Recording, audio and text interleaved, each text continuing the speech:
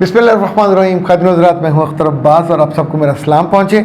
आज जनाब बहुत ही मज़े का मौजू है, पर उससे पहले मेरे पास PR पैकेज पहुँचा है। ये नाज हब्स का है और इट्स अबाउट PCOT का जो नया बैच आया है वो आया है। और आपको अंदाज़ा है PCOT हो या PCOS हो, इन सब का जो इलाज है वो इसी में है। और इट्स डॉक्टर नौशीन नाज प्रोडक्ट।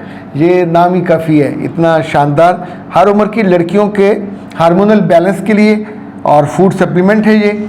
इसमें बहुत ही आला दर्जे की जो मुख्तलिफ हर्ब्स हैं वो डली हुई हैं। ये जो अलामतें होती हैं PCO की, उनका भी जिक्र है। जिन बच्चियों के डेज़ नॉर्मल नहीं होते, यानी छोटी उम्र में भी और बड़ी उम्र में दोनों सूरतों में जाके ये दिन में 2 दफ़ा 3 दफ़ा इस्तेमाल करना है। गिलास उबलते पानी में 1 चम्मच ये डालने के बाद उसको ढाँप देना है। 1 मिनट के बाद आग बंद कर देंगे, फिर उतार लेंगे। चीनी मिलाए बिना इसको पीना है। It's very effective. जिन लोगों का बहुत सालों से मसला था, उनकी गवाहियाँ मुझ तक पहुँची हैं, उनके शुक्रिया मुझ तक पहुँचे। सो अल्लाह आपको सेहत दे, आपके बच्चों को भी तंदुरुस्ती दे। पर जिसका मसला है शादी से पहले पहले हल करवाइए। और PCOT ये सब प्रीमियर लुक। और जनाब नंबर नोट करें 0341657826। और अब आते हैं आज के उस मौजू की तरफ। अच्छा, ये बताइए, लड़कियों के लिए ज़्यादा एक्साइटमेंट किस में होती है? रिश्ता ढूंढने में, रिजेक्ट होने में, या मंगनी हो जाने में? तो जवाब वाज़ेह है। और जिसका काम ये हो कि मंगनी के लिए लोग आए हों और निकाह करके जाएं, तो आपका अंदर वो जो बलियों उछलता है, बिलियों नहीं उछलता, दिल बलियों उछलता है, खुशी होती है। अल्लाह का इंसान शुक्र अदा करता है। आप कितनी आजमाइशों से, रिजेक्ट होने से, बार बार आमने सामने आने से सबसे बच जाते हैं। और अगर आपको आपके वक्त अच्छे हों, आपकी दुआएं अल्लाह ने आपकी कबूल की हों, कोई ऐसा रिश्ता मिल जाए जो कहे कि हमें तो आपका जहेज़ नहीं चाहिए। 100 में से चंद ऐसे दाने होते हैं जो ये करते हैं। हमारे घर में पहले से सामान मौजूद है और इसी तौर पे उनका कोई मुतालबा भी नहीं होता। अगर आपने उनसे जो जो कहा हक मेहर के मामले, वो भी उन्होंने मान लिया, तो आप सोचें, आसानियों की एक लिस्ट है जो अल्लाह ने आपको वहाँ पहुँचाई। अब इसके बाद भी आप राज़ी ना हो तो बंदा पूछना का तो हक बनता है ना कि फिर क्या चाहते हो। पिछले दिन मैं एक लतीफ़ा पढ़ रहा था कि कोई साहब सैलाब आया, ऐलान हुआ, वो घर से नहीं निकले, फिर सैलाब आ गया, फ़ौज की गाड़ियाँ पहुँची, वो जो हैं चप्पू के साथ कश्तियाँ, उन्होंने उसको कहा आ जाओ। उसने कहा नहीं, मैंने अल्लाह से दुआ की हुई है।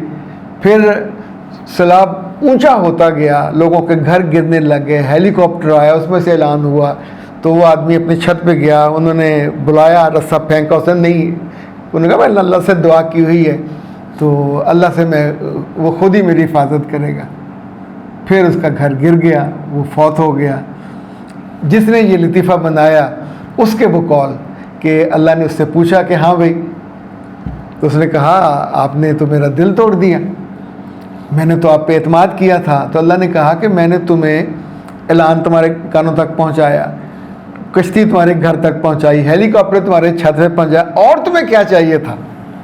तो ये जो और तुम्हें क्या चाहिए था कि जब सारी आसानियां हो जाएं, तो मैंने अजीब सी बात नोट की है कि जो ही मंगनी मुकम्मल हो जाती है, निकाह हो जाता है, तो उसी घर में जो सबसे ज़्यादा खुशी होती है, माँ, बहनें, भाई या कोई और 2-4 लोग हैं, चंद दिनों के बाद ही उनके पेट में गुड़गुड़ होने लग जाती है और उन्हें वो डाइजेस्ट नहीं होती खुशी।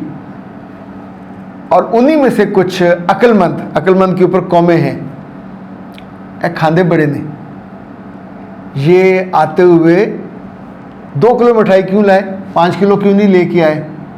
जाते हुए मेरी धी खड़ी देखती रही, उन्होंने 1000 रुपये दे देंगे।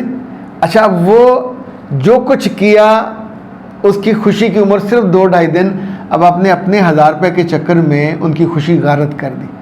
तो अब वो जो केस बिल्ड होता है प्लीड करने के लिए, जो एक पूरा फ्रेमवर्क बनता है, इन्हों की मां तिखी है, तेज़ है, ये साड़ी कुड़ी नूं अच्छा आप सोचें, वो सब कुछ उसने आपकी बच्ची को कुछ कहा ही नहीं है, उसके बेटे को पसंद थी या उसको पसंद थी, वो तो घर में खुशियाँ दे के गई।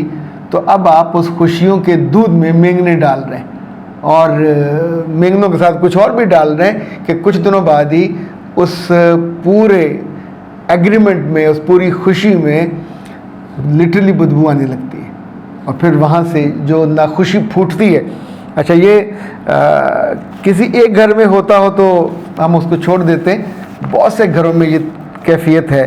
ये जनाब जिस बच्ची ने ये किया है वो कहती हैं, जाकिरा इनका नाम है, डॉक्टर हैं, वो कहती हैं कि मैं 2 बहनों और 2 भाइयों की बहन हूँ, भाई अभी छोटे हैं, सो कमाती मैं ही हूँ और घर पे खर्च भी करती हूँ। 1-2 साल सीनियर मुझसे डिप्टी रजिस्ट्रार जो है हमारे, उनका रिश्ता हमारे घर आया, और बहुत डिसेंट लोग हैं, उन्होंने पसंद किया, अंगूठी पहनाई, और साथ ही उन्होंने रिक्वेस्ट की कि बच्ची का निकाह दे दें और हमें रुखसी साथ ही दे दें। तो रुखसी पे तो उनके घर वाले नहीं माने। अब उसने, डॉक्टर साहबा ने अजीब बात बताई कि घर में कमाने वाला कोई नहीं है, रुखसी का जो माँ ने साल लिया वो इसलिए लिया कि मैं साल कमाऊँ, पैसे जमा करूँ, फिर उनसे कहा तुम बारात लेके आना, उन बारात पे हम खर्च करेंगे और फिर हम तुम्हें तोहफे अच्छा, वो मना करते रह गए कि हम बारात नहीं लाना चाहते और ये खर्चा भी ना करें, लेकिन माँ राज़ी नहीं थी, तो रुखसती होते होते रुक गई। अगर रुखसती हो जाती तो अल्लाह और आपको कहाँ से आसानी देता, यानी इतनी आसानी तो उसने दे दी, घर आके वो आपको यानी हाथों पे लेके जा रहे हैं, लेकिन आप नहीं माने, और अब आपको उन पे जो एतराज़ात हैं। अच्छा, निकाह का ख़र्चा इस बच्ची ने खुद उठाया, 2.5 लाख रुपया उसने कहा मैंने लगाया निकाह खानों और उस पर। इन्होंने हमारी माली हालत देखी, हमारे घर की दीवारों ने अरसा हुआ पेंट का मुंह नहीं देखा, और कसूर के नवाह में इनका गांव है, छोटा सा गांव में कच्चे पक्के मिले जुले घर होते हैं, अमीर ज़ाहिर नहीं है, बच्ची पढ़ लिख गई है। घर क्या है, अगर सैलाब एक आ जाए तो वहाँ खंडर होगा। डॉक्टर साहब ने अपनी वालदा के साथ अब उम्रे का प्रोग्राम बनाया है, और वो चाहते हैं कि मैं, डॉक्टर साहब, उनकी वालदा, हम उम्रे पे जाएं। और मेरी वालदा अब इनकारी हो गई, वो कहती हैं या तो मिनू दाल लेके जाओ, मैं तेरे से नज़र, अल्लाह माफ़ करे, उम्रे पे वो चाहती है मैं अपनी बेटी पे नज़र रखूं। यानी इसी तरह की अक्लमंद औरतें होती हैं जो हनीमून पे अपनी बेटी को भेज देती हैं, और ये भी पाबंद करती हैं कि मियाँ बीवी के कमरे में सोना है। कैसे कैसे शानदार नमूने और लतीफ़े हमारी दुनिया में पाए जाते हैं। वो कहती हैं कि या मुझे लेके जाओ वरना इनकार है। अच्छा, अब उन्होंने याद दिलाया कि आपने हमें इजाज़त दी थी, हमने तब टिकट बनवाई, तब वीज़ा लिया, अब आखिरी मौके पे आप जो ये वो पंजाबी में कहते हैं फ्राई कर रही हैं तो ना करें, लेकिन अम्मा मान के नहीं दे रही। तो मुझसे बच्ची ने पूछा, डॉक्टर साहब को मैंने कहा कि बेटा आप इस वक्त आपकी अमली सूरत ये है कि आप उसकी जायज़ शरीफ बीवी हैं, निकाह फाइड है, निकाह याफ्ता हैं, तो अगर वो कहें कि साथ चलना है तो रुखसी ये कि वो आएँ आपको अम्मा अब्बा के घर से, उन्होंने सर पे कुरान पाक रखना, नीचे से गुजारना है तो रुखसी है, और तो रुखसी में कोई चीज़ है ही नहीं है। किन लोगों को दिखाना है, अनाउंस करें कि हमारी बेटी हम उसने उम्रे पे जाना है और जा रही है, अल्लाह खैर सल्ला, लेकिन हमारे अंदर पता नहीं किन किन चीज़ों की रूहें बसती हैं जो हमको चैन नहीं लेने देती, जो हमें इज़्ज़त और आबरू से काम अगर हो रहा है उसको करने नहीं देती। अब वो इस बात पे आ गई हैं कि रिश्ता मैंने तोड़वाना है, ये तो अपनी बात मनवा रहे हैं। किससे मनवा रहे हैं?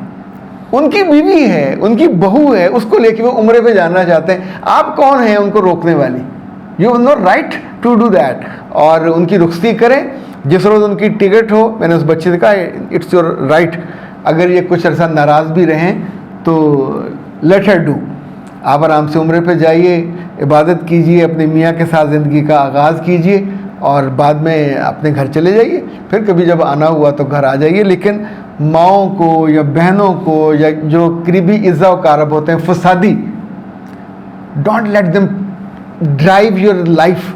ना बच्चों की ज़िंदगी बर्बाद करने दें, ना उन्हें अपनी ज़िंदगी की ड्राइविंग सीट पे बैठ। अल्लाह ने अक्ल दी हुई है, खुद सोचें कि एक बिना खर्च की ज़िंदगी निमट रही है और नया सफ़र पे बच्ची आगाज़ हो रही है, तो उसको जाने दें दुआओं के साथ, यूँ मुंह बना बना के नहीं।